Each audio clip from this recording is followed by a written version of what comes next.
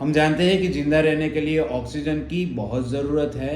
एक फैक्ट ये भी है कि जिंदा रहने के लिए कार्बन डाइऑक्साइड भी बहुत ही ज़रूरी है। वीनस ब्लड में कार्बन डाइऑक्साइड ज़्यादा होता है 60 ml%। आर्टीरियल ब्लड में ऑक्सीजन ज़्यादा होता है 20 ml%। लेकिन एक फैक्ट ये भी है कि आर्टरीज में कार्बन डाइऑक्साइड भी होता है और वेन्स में ऑक्सीजन भी होता है। ये कैसे होता है? जब भी ऑक्सीजन जो है वो एल्वियोलाई से ब्लड में जाता है तो उसकी मात्रा बन जाती है 20 ml%। नाउ ब्लड जो है वो ऑक्सीजन को कैरी करके ले जाता है टिश्यूज तक।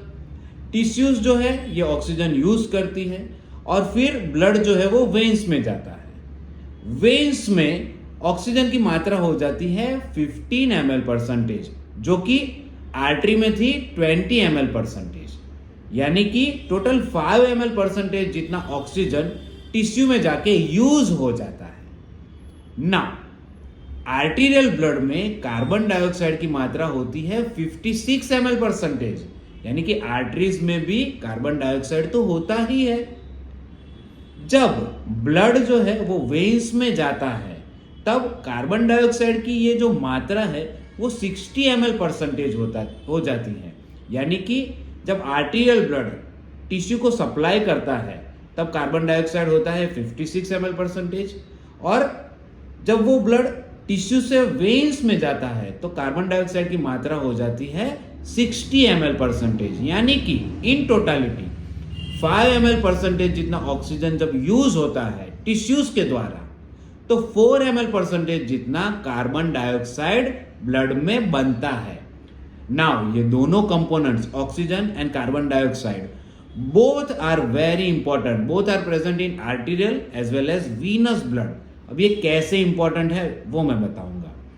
तो जब भी हम सांस लेते हैं ऑक्सीजन अंदर आता है और जब सांस छोड़ते हैं तो बेसिकली कार्बन डाइऑक्साइड बाहर जाता है। तो सांस लेने के बाद ऑक्सीजन ब्लड में घुलता है, टिश्यू तक जाता है, कार्बन डाइऑक्साइड बनता है।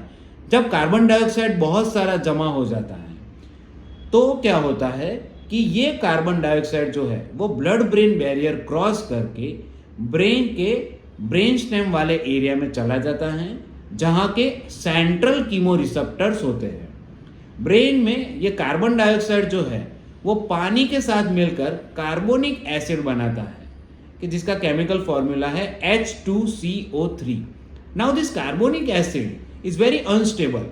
वो स्प्लिट हो जाता है हाइड्रोजन आयन यानी कि H+ में और बाइकार्बोनेट आयन यानी कि HCO3- में।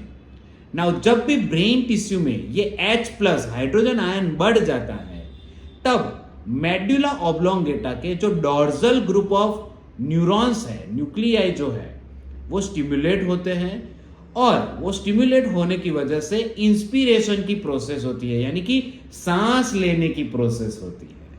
नाउ जब भी हम सांस लेंगे ऑक्सीजन बढ़ जाएगा, ज्यादा मात्रा में carbon dioxide blood brain barrier cross नहीं करेगा, H+ आयन ब्रेन में नहीं बनेगा। तो क्या होगा कि ये जो डॉर्सल ग्रुप के न्यूरॉन्स है वो स्टिमुलेट ही नहीं होंगे। वो स्टिमुलेट नहीं होंगे तो एक्सपीरेशन यानी कि सांस छोड़ने की प्रक्रिया होगी। कार्बन डाइऑक्साइड जब भी बनेगा, मेटाबॉलिज्म जब होगा तो उसकी मदद से हम सांस ले पाएंगे। सो ऑक्सीजन तो जिंदा रहने के लिए जरूरी है ही, लेकिन सांस लेने के लिए कार्बन डाइऑक्साइड बहुत ही जरूरी है। जब भी पर्टिकुलर डिजीज हो जाते हैं कि जिसमें हाइपरकैप्निया यानी कि कार्बन डाइऑक्साइड की मात्रा बढ़ जाती है तब हाइपर वेंटिलेशन देखने को मिलता है, यानी कि force and rate of inspiration respiration बढ़ जाता है, जिसको हम कहते हैं हाइपर वेंटिलेशन। तो कार्बन डाइऑक्साइड का बॉडी में रहना एक प्रकार से हमारे लिए ही अच्छा है कि जिसकी वजह से हमारे inspiratory centre, dorsal group of inspiratory centres stimulate होंगे, हम सांस लेंगे और जिंदा रह पाएंगे। Hope you like this video. Please like share and subscribe my YouTube channel medic talks. Thank you very much.